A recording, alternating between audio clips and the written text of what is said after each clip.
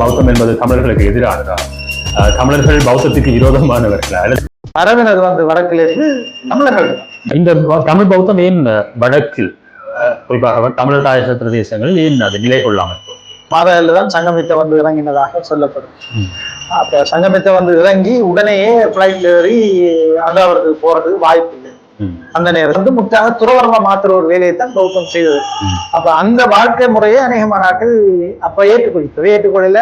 இப்ப இருக்கிற பிக்குமார பற்றி எங்களுக்கு தெரியும் தானே, நிறைய இடங்கள்ல தமிழ் பௌத்தத்துக்குரிய சொல்லி இலட்சங்கள் இன்றைக்கும் கிடைக்கும். ஒரு குழந்தை ஒரு படிக்கிற ஒருவர் கொடுக்கிற தானத்தை தமிழில் செல்ல வேண்டியது என்பது தமிழர்கள் கொண்டிருத்தார்கள் என்று சொன்னார். இலங்கை தீவிர அந்த வரி உழைப்பு அப்படி சிங்களவர்கள் கொண்டிருப்பார்கள். அது வாய்ப்பு.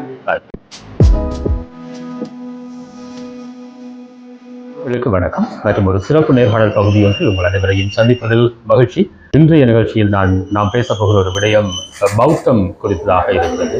பௌத்தம் குறித்து, பௌத்தம் என்றாலே அதுவும் இலங்கையை பொறுத்தவரை இலங்கை பௌத்தம் என்ற விடயம் வருகிற போது இலங்கையிலே பௌத்தம் என்பது ஒரு ஆக்கிரமிப்பின் சின்னமாக அல்லது தமிழர்களால் எப்போதும் விரோதமாக பார்க்கப்படுவதை போன்ற ஒரு தோற்றப்பாடு, அல்லது தமிழர்களுக்கு எதிரான விடயங்களை செய்ய நினைக்கின்றவர்கள் தாம் அணிந்து கொள்கிற ஒரு கருவியாக ஒரு ஆயுதமாக இந்த பௌத்தம் என்கிற விடயம் பேசப்படுவது போலவே ஒரு புரிதல் இருக்கிறது.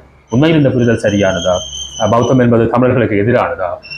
தமிழர்கள் பௌத்தத்துக்கு விரோதமானவர்களா, அல்லது பௌத்தம் தமிழர்களுக்கு விரோதமானதா? இப்படி பல கேள்விகள் எனக்குள்ளும் இருக்கிறது, உங்களுக்குள்ளும் இருக்கும் என்று நினைக்கிறேன். இதற்கு இந்த விடயத்தில் ஆய்வுகளை மேற்கொள்கிற ஒரு எழுத்தாளர் மூலமாக பொருத்தமானவரிடமிருந்து தகவல்களை பெற்றுக்கொள்ளும் முகமாக இந்த நிகழ்ச்சி வடிவமைக்கப்படுகிறது. தொடர்ச்சியாக பேசலாம். திரு ஜெரா தம்பி அவர்கள் இங்கு இருக்கிறார். வணக்கம். வணக்கம். இந்நேரத்தில் நாங்கள் மிக முக்கியமான பேச வேண்டிய ஒரு விஷயம் இது. ஏனென்றால் இன்றைக்கு இருக்கிற பல பிரச்சனைகளுக்கு பௌத்தம் தான் காரணம். எனவே அதை பற்றி பேச ஆரம்பிச்சிருக்கவங்களுக்கு நன்றி. ஆக முதல் கேள்வியே கொஞ்சம் வித்தியாசமாக கேட்போமே. பௌத்தம் உண்மையில் தமிழர்கள் பௌத்தத்திற்கு எதிரானவர்களா? தமிழர்களுக்கும் பௌத்தத்துக்கும் சம்பந்தமே கிடையாதா? அல்லது பௌத்தம் இப்போது சொல்லப்படுவதை போல அல்லது காட்டப்படுவதை போல பௌத்தம் தமிழர்களை வேற்று மதத்தவராக அல்லது வேற்றினத்தவராகத்தான் பார்க்கிறதா? அடிப்படையில் எங்களுக்கு இந்த இலங்கையில உள்ள இந்த பௌத்த நிலைமைகளை பார்த்து பௌத்தம் ஒரு மதம் என்ற ஒரு எண்ணம் எங்களுக்குள்ள வந்துட்டு, அது சிங்களாக்களும் அப்படித்தான் சொல்லிக்கணும். ஆனா பௌத்தம் ஒரு மதம் இல்லை, அது ஒரு வாழ்க்கை தத்துவம், ஒரு நெறி என்று சொல்ல, நெறி இப்படி வாழலாம் என்ற ஒரு நெறி. இப்ப ஆத்திசூடியில சொன்ன மாதிரி, அதை மாதிரி சங்கமரிய காலம் என்று சொல்லிக்கணும், அதுல வந்த நூல்கள் சொன்ன மாதிரியான வாழ்க்கை நெறி எப்படி வாழ வேணும் என்று சொன்னதுதான் பௌத்தம். அதை நாங்கள் மதமாகத்தான் பார்க்க வேணும் என்று இல்லை. இப்போ சங்கமரிய காலத்திலேயே தான் நிறைய பௌத்த இலக்கியங்கள் தமிழில் வந்திருக்கு. பௌத்த தத்துவத்தை போதிக்கிற இலக்கியங்கள் தமிழில் வந்திருக்கு. உதாரணத்துக்கு சிலப்பதிகாரம் மணிமேகலையெல்லாம் நிறைய பௌத்த தத்துவங்களை வெளியில சொல்ற மாதிரி இருக்கு. எனவே பௌத்தம் முதல் தமிழ்நாட்டில் பரவினது வடக்கிலிருந்து தமிழர்கள் தான். இன்றைக்கும் காஞ்சிபுரத்துல பௌத்த எச்சங்கள் இருக்கு. தமிழ்நாட்டில் நிறைய பேர் வீடுகளில் பௌத்த இதுகள் இருக்கு, பௌத்த நம்பிக்கை இருக்கு. புத்தரை சிலையை வச்சு கும்பிடணும், அமைதியின் சின்னமாக புத்தரை வச்சிருக்கணும் எல்லா வீடுகள்லையும். அப்படி பௌத்தம் எங்களுக்குள்ளதான் இருந்தது. அந்த பௌத்தம் அப்படியே சிங்களருடைய இலக்கியங்களே சொல்லப்படும். சிங்களருடைய வரலாற்றின் முதுகெலும்பாக இருக்கிற மகாவம்சத்திலேயே பௌத்தம் வடக்கில இருந்துதான் நாட்டுக்குள்ள வந்தன்னு சொல்லப்படுறாங்க. பௌத்தத்தை முதல் ஏற்றுக்கொண்டார்கள் நாங்கள். இந்த வரலாற்று ஆதாரம் எங்கள்கிட்ட தான் இருக்கு, அது சிங்களாக்கள்கிட்டே இருக்கு. ஆனா அதை அவன் ஒரு அரச மதமாக்கி, இந்த தத்துவத்தை மதமாக்கி, அதை எங்களுக்கு எதிரான எங்களுடைய ஒரு ஒரு தத்துவத்தை எங்களுக்கு எதிரானதாக இன்றைக்கு மாற்றி விட்டு, இது பெரிய அளவிலே கூட வேறு பக்கங்களிலே கூட நிகழ்ந்திருக்கிறது நினைக்கிறேன். எங்களிடமே ஒரு விடயத்தை எடுத்து அதை வைத்து எங்கள் கண்ணையை குத்துவதை போல அதுக்கு பல ஆதாரங்கள். தமிழ் பௌத்தம் என்கிற விடயத்தை இப்போது பேச வேண்டிய தேவை இருப்பதாகவே தோன்றுகிறது. மிக குறிப்பாக நல்லிணக்கம் பற்றி உலக அரங்குகளிலே இலங்கை அரசாங்கமே பேசுகிறது. ஐக்கிய நாடுகள் சபையிலே இனங்களுக்கு இடையிலான நல்லுறவை மேம்படுத்துவதற்காக நாங்கள் செயற்திட்டங்களை வகுத்து செயற்படுகிறோம் என்பதை இலங்கை சார்பாக அங்கே ஐக்கிய நாடுகள் அரங்குகளிலே கலந்து கொள்கிற பிரதிநிதிகள் வெளிப்படையாக சொல்கிறார்கள். அப்படி இருக்கிற போது அதிகமாக இந்த நல்லிணக்கம் போன்ற சிந்தனைகள் பாடமாக தமிழர்கள் மீது எடுக்கப்படுவதை எல்லாம் பார்க்கிறோம். இந்த சந்தர்ப்பத்திலே தமிழ் பௌத்தம் குறித்து அதிகம் பேச வேண்டியிருக்கிறது. ஏற்கனவே தமிழர்களிடம் சைவ நெறி போன்ற உதாரணமாக யாழ்ப்பாண கலாச்சாரத்தை எல்லாம் சொல்வார்கள், சைவ பூமி சிவபூமி என்றெல்லாம் சொல்வார்கள் இல்லையா. இவ்வாறானது ஒரு ஒரு நெறி இருக்கிற போது வெளியிலிருந்து மிக குறிப்பாக தமிழகத்தின் ஊடாக இந்த பௌத்தம் இலங்கைக்குள் வடக்கு அவர்கள் மகாவம்சம் சொல்வதை போல வடக்கு வந்து வடக்கின் ஊடாக தெற்கு பரவியது என்றால் இந்த இந்த தமிழ் பௌத்தம் ஏன் வடக்கில் குறிப்பாக தமிழர் தாயக பிரதேசங்களில் ஏன் அது நிலை கொள்ளாமல் போனது? இப்போ நல்ல ஒரு கேள்வி. இது பற்றி பல பேர் குழப்பம் இருக்கு. பௌத்தம் என்பது ஒரு வாழ்க்கை நெறியன்னு நான் சொல்லிட்டேன். அது வடக்குள்ளால வந்து என்று சிங்களாக்களே ஏற்றுக்கொள்றாங்க. பௌத்தம் வடக்குல ஆரம்ப காலங்களில் இருந்ததுக்கு இன்றைக்கும் பல தொல்லியல் ஆதாரங்கள் இருக்கு. மாதகல்ல இன்றைக்கு பௌத்த விகாரையை கட்டி வச்சிருக்காங்க. மாதகல்ல தான் சங்கமித்த வந்து இறங்கினதாக சொல்லப்படுது. அப்போ சங்கமித்த வந்து இறங்கி உடனேயே ஃப்ளைட்ல ஏறி அங்காவரத்துக்கு போறதுக்கு வாய்ப்பு இல்லை. அந்த நேரத்தில் ஒன்று நடந்து யாத்திரையா போகணும் அல்லது வேற வழிகள் வேற ஊடகங்கள்ல தான் போக வேணும். அந்த காலத்தில் நாங்கள் அந்த தொல்லியல் படிக்கும் போது தொல்லியலை வாசிக்கும் போது கூட சுற்றுச்சூழலையும் தொடர்படுத்தி பார்த்துக்கொள்ள வேணும். அந்த காலப்பகுதிக்குரிய சுற்றுச்சூழல். இப்போ யாழ்ப்பாணத்துல பௌத்தம் போதிக்கிற மாதிரியாக பௌத்த பிக்குகள் வாழக்கூடிய சூழல் இல்லை. மலை இருக்க வேணும் என்று சொல்லுது. மக்கள் இல்லாத வனாந்தரங்கள்ல தான் பிக்குகள் தவம் இருக்கணும். மக்களுக்கு வந்து உதவி செய்யறதுக்காக மட்டும்தான் பிக்குகள் வெளியில வரணும், மருத்துவ தேவைகளுக்காக.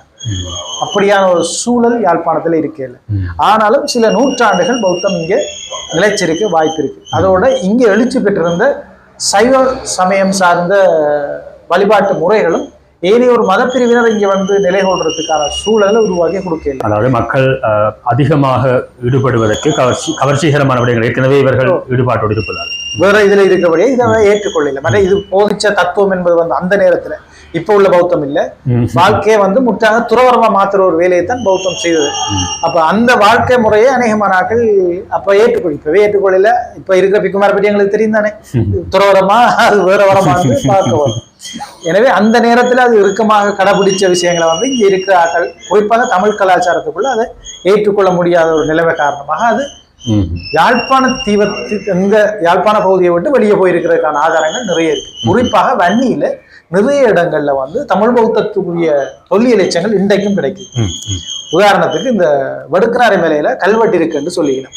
அந்த கல்வெட்டுல துறவிகளுக்கு பௌத்த துறவி என்று விடுவாங்க இல்லையா, சமய துறவிகளுக்கு அங்க உள்ள ஒரு குறுநிலை தலைவன் அந்த கல்வெட்டை அந்த மலையை குகையை வணைஞ்சு கொடுத்தாங்க. அது தமிழ்நாட்டுல ஏகப்பட்ட இடத்துல இருக்கு. அதே மாதிரி ஒன்றுதான் அதே எழுத்துல இங்கே இருக்கு. தமிழ் எழுத்தில் தமிழில இருக்கு. தமிழ்நாட்டுல தமிழில சொல்லப்படுற அதே விஷயம் இங்கே இருக்கு. ஆனா இது அர்த்தம் பெற கரண விதாரணம் என்ற சிங்கள கல்வெட்டியலாளர் வந்து அதை பௌத்த துறவிகளுக்கு பௌத்த மன்னன் வழங்கினதாக மொழிபெயர்த்து வச்சுட்டார். இதே கல்வெட்டை தமிழ்நாட்டில் இருந்து அதனுடைய அர்த்தம் பெற அது தமிழ் பெயர்ல உள்ள ஒரு அரசன் வந்து துறவிகளுக்கு வழங்கினதான். அது பொதுவான ஒரு வாசிப்பு அதுதான் இருக்கும் எல்லாரும். அப்படி ஒரு குகைத்தானம் வழங்கினதாக. எனவே அந்த பகுதிகளிலையும் வந்து தமிழர்கள்லாம் அந்த நிறைவேற்றிருக்கிறோம். அது மட்டும் இல்லை, பெரிய குளத்துல வவுனியா வடக்கில் இருக்கிற ஏனைய இடங்கள் எல்லாம் இப்படி நிறைய கல்வெட்டுகள் கிடைக்கப்பட்டது.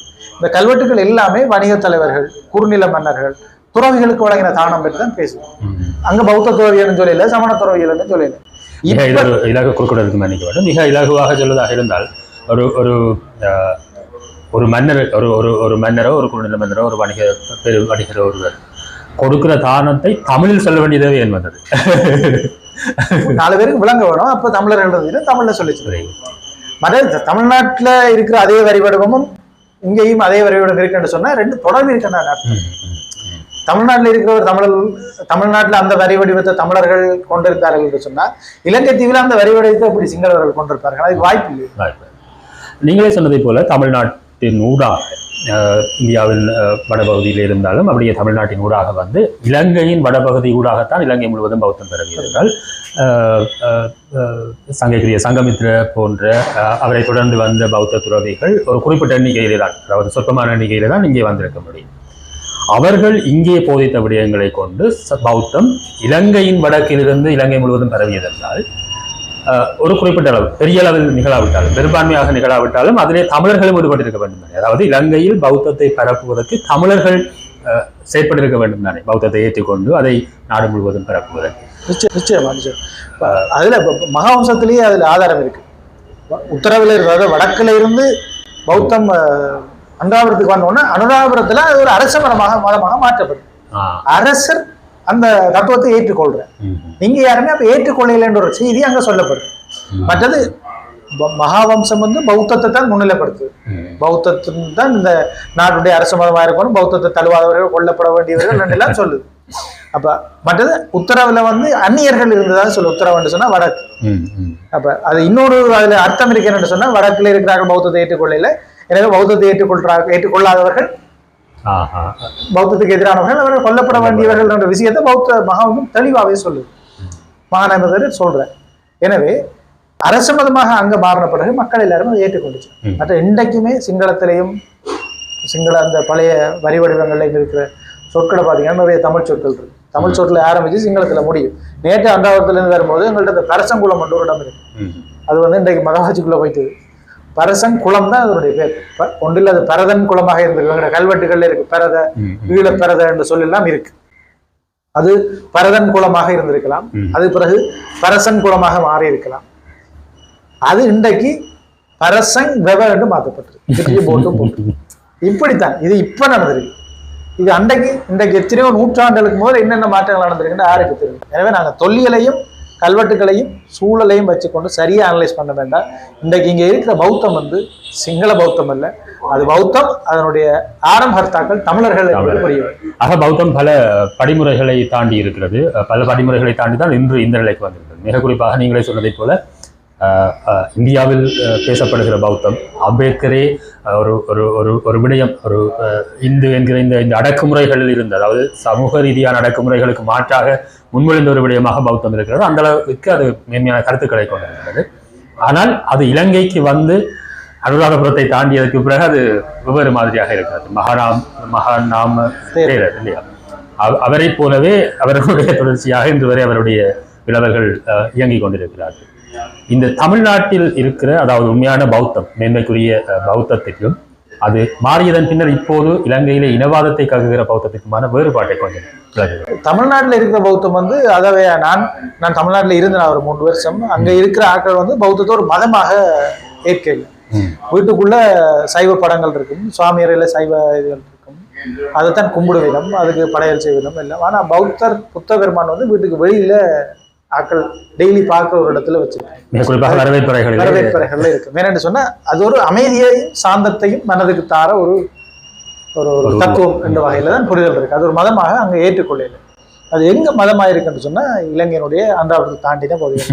நான் தொல்லியல் பற்றி சமூக வலைதளங்களில் ஏதாவது கட்டுரைகள் எழுதினால் கொடுந்தூர் மலையில இருக்கிற பௌத்த பிக்கு, அதே மாதிரி திருவோணமலை என்ற அரிசி மலையில இருக்கிற பௌத்த பிக்கு ஆக்களுடைய சீட பிள்ளைகள் வந்து அதை கொமெண்ட் அடிக்கணும். இப்ப நான் கேட்கிற ஒரே ஒரு கேள்வி, தமிழ் பௌத்தம் என்ற ஒரு விஷயத்தை ஏற்றுக்கொள்றீங்களா? அதுதான் கடைசி பதிவு. அவர்கள் எழுதுற கடைசி கொமெண்ட் அதை தான் இருக்கு. அதுக்கு பிறகு அதுக்கு பதிலே எழுத மாட்டேன். பௌத்த பிக்குமார நான் நேரடியாக கேட்ட போது கூட இந்த செம்மலையில நீராவேடி பிள்ளையார் கோயில் இருந்த பௌத்த பிக்குவை நான் நேர்காணலுக்காக சந்திச்சு கேட்டபோது இப்படி தமிழ் பௌத்தம் என்ற ஒரு விஷயம் இருக்கு, அதை பற்றி அதை தெரியுமா? சீச்சி, நான் பௌத்த பீடத்தின் பீடாதிபதி, நான் அங்க இங்க ஒரு பௌத்த பல்கலைக்கழக குழந்தையோ மத்திய தமிழ்நாட்டில் இருக்கு, அதுல நான் படிச்சேன்.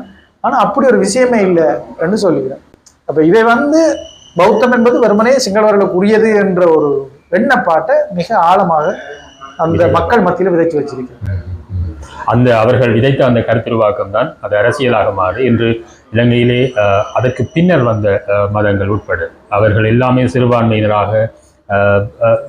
சிறுபான்மையினருக்கு எதிரான பெரும்பான்மை கருத்துக்களை அல்லது பெரும்பான்மை இனத்திற்கே மட்டுமே உரிய ஒரு அரசாக இலங்கை அரசியல் அமைப்பையே பௌத்த சாசனத்தை மையப்படுத்தியே உருவாக்குவதற்கு காரணமாக இருக்கிறது. அதுதான் இன்று வரை நடைமுறையில் இருக்கிறது. இந்த இன ரீதியான முருகலுக்கும் இதுதான் காரணம் என்று நினைக்கிறோம் உறவுகளே. நாங்கள் இந்த பகுதியில் இதை பற்றி பேசுவதனுடைய நோக்கம் ஒருவேளை தவறாக புரிந்து கொள்ளப்பட்டு விடக்கூடாது என்பதற்காக ஒரு விடயத்தை சொல்கிறோம். நாம் பௌத்தத்துக்கு எதிரானவர்கள் அல்ல, அதே நேரம் ஒரு இனத்திற்கு எதிரானவர்கள் அல்ல, ஒரு இனத்திற்கு எதிரான இனவாதத்தை காக்குபவர்கள் அல்ல, எப்போதுமே தமிழர்கள் இனவாதத்தை காக்கியவர்கள் அல்ல. இனவாதத்திற்கு எதிராக தங்கள் மீது திணிக்கப்படுகிற இனவாதத்துக்கு எதிராக தங்கள் குரலை வெளிப்படுத்தியவர்கள். அந்த பாணியில தான் இந்த நிகழ்ச்சியை நீங்கள் பார்க்க வேண்டும் என்பதை வினயமாகவே கேட்டுக்கொள்கிறேன். தொடர்ச்சியாக பேசுவதாக இருந்தால், இந்த பௌத்தம் இலங்கையில் இருக்கக்கூடிய பௌத்தம் சார்ந்த தொல்லியல் விடயங்களை நிறுவியவர்களும் வரலாறு சார்ந்து எழுதியவர்களும் ஆய்வு கட்டுரைகளில் இருந்து பல்கலைக்கழகங்களில் சமர்ப்பிக்கப்பட்ட ஆய்வுக் கட்டுரைகளிலிருந்து சாதாரண புனைவுகள் வரை அதிகமானோர் சிங்களவர்களாகவே இருக்கிறார்கள். சிங்கள பேராசிரியர்களாகவோ எழுத்தாளர்களாகவோ இருக்கிறார்கள். அவர்களிடம் எந்த மாதிரியான புரிதல் இருக்கிறது? அதாவது ஓரளவு இப்போ சாதாரணமாக விதைக்கப்பட்ட கருத்தியலில் இயங்குகிறவர்களுக்கும் உங்களைப் போல சிங்கள சகோதரர்கள் கூட பேராசிரியர்கள் இயங்குகிறார்கள் இல்லையா, களத்தில் இறங்கி ஆய்வு செய்த ஒரு விடயம், அவ்வாறானவர்களையும் கொஞ்சம் நினைவு கூறுங்கள். நிச்சயமாக எங்களுடைய இரண்டமடு குளத்தில் வந்து இன்றைக்கு 1,25,000 வருடங்களுக்கு முற்பட்ட நுண்கற்கால மனிதர்கள் என்று சொல்லிவிடும், மைக்ரோலித் பீரியட்குரிய ஆட்கள் அவை வந்து வாழ்ந்தார்கள் என்ற ஆய்வு முடிவை வெளியிட்டவர் ஒரு சிங்களவர், செனரத் பரவிதாரன் என்ற பேராசிரியர் அதை சொன்னவர். அதைத் தொடர்ந்து சிராந்தரணியர்கள் போன்றவர்கள் சில தமிழாக்கள் அதை வச்சுக்கொண்டா இன்றைக்கு எல்லா ஆய்வுமே எழுதப்படுது. கிட்டத்தட்ட 1,25,000 வருடங்களுக்கு முன்னாடி. ஆனா இன்றைக்கு அவங்க அதை பலாங்குடை கொண்டு போயிட்டாங்க. பலாங்குடை மனிதன் தான் இளைஞருடைய முதல் தொடக்க மட்டும். அவர் வந்து சிங்களனுடைய மூதாதையர் தான் இன்றைய புத்தகங்கள்ல எழுத தொடங்கி இருக்கிறார். ஆனா இப்படி இருந்த சிங்கள பேராசிரியர்கள் இருக்கிறோம், கொஞ்சம் ஜெனியூனாக இருக்கிறார்கள். அதே மாதிரி பரணவிதாரன் அவருடைய அடியாக வந்தாக்கள்லாம் இன்றைக்கு பெரிய பெரிய தொல்லியல் அறிஞர்களா இருக்கிறாங்க. அப்ப இன்றைய தொல்லியல் பாடத்தினுடைய பௌத்த தொல்லியல் பாடத்தினுடைய சிலபஸ் ஆரம்பிக்கிறது வந்து பரணவிதாரன்ல இருந்து ஆரம்பிக்கிறோம்.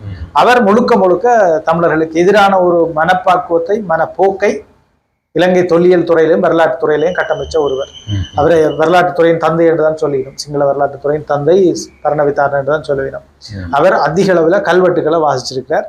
அவருடைய வாசிப்பு எல்லாமே சிங்கள பாலி 2 மொழியையும் தொடர்புபடுத்தி அந்த மொழியினுடைய உருவாக்கத்திற்கு அடிப்படையில் தான் இந்த கல்வெட்டுகள் எழுதப்பட்டிருக்கு. அந்த மாதிரி தான் எழுதுவார். அவருக்கு தமிழை பற்றி தெரியாது, தமிழ் பிராமி பற்றி தெரியாது, அப்படியெல்லாம் அவர் ஏற்றுக்கொள்ளவே மாட்டார். அவருடைய புத்தகங்கள் பெரிய ஜேர்னலாக இங்கே நிறைய இருக்கு லைப்ரரியில். அதில் எல்லாமே இந்த விஷயம் தான் திரும்ப வலியுறுத்தப்பட்டிருக்கு. வடுக்காய மலைக்கு வந்து வாசிச்சிருக்கிறார், குருந்தூர் மலை என்று சொல்லி வடக்கில் இருக்கிற அநேகமான கல்வெட்டுகளுடைய வாசிப்பை அவர் செய்திருக்கிறார். அந்த வாசிப்பை நாங்கள் இன்றைக்கு எடுத்து தமிழ்நாட்டில் இருக்கிற ஆக்கள்கிட்டயோ அல்லது இங்கே இருக்கிற ஆக்கள்கிட்டயோ கொடுத்து வாசிச்சோம்னா நிச்சயமாக தலைகளான ஒரு மாற்றம் தான் அதுக்கு இருக்கு. எனவே இப்படித்தான் அவருடைய தொல்லியல் அறிஞர்களுடைய வரலாற்று அறிஞருடைய புரிதல் இருக்கு. இன்றைக்கு இந்த இனவாதத்தை சிங்கள மக்கள் மத்தியில் கட்டமைச்சு கொடுத்ததுக்கு அந்த தொல்லியல் அறிஞர்களுக்கு பெரும் பங்கு இருக்கு.